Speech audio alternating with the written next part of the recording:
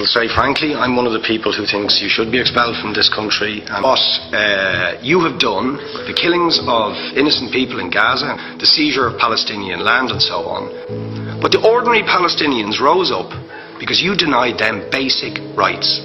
I lived there. It was apartheid. It was racism. It was endemic. It was rotten. Absolutely, I was shocked within weeks of living there to see how you treated Palestinian people. And isn't it the fact that the law of return, which is the basic law of the Israeli state, is a racist apartheid law because it confers rights on Jews that it denies to Palestinians. It allows, for example, if I was Jewish and had never stepped foot in Israel, I could claim citizenship there tomorrow, but 6 million people whose origins are in what you now call Israel, who were forced out in 1947 or 48, do not have that right. Isn't that part of the reason why the Palestinians are in dispute with Israelis? Because you deny them the right to return to their homes and to their land and to their villages, and that they have a legitimate claim, even under international law, to return, but you deny them that right. Why do you deny them that right? And why do you give that right to other people who have no connection whatsoever with the land, whether you call it Israel or whether you call it Palestine? Why do you continue to seize land? Why do you continue to seize land if you're serious about a two-state solution? Why do you continue to seize land which under that agreement is land designated to be Palestinian land? 500,000 people. You allow that to happen. Why do you allow it to happen? If you're serious about giving this land to the Palestinians, are you not just taking us, Ambassador, for idiots?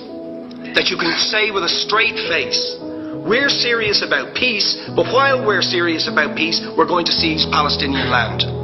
Now you know what the Palestinian people have been asking for. Far less even than some people would ask for. Because I believe the whole apartheid system should be dismantled. But what they've asked for is to lift the siege of Gaza.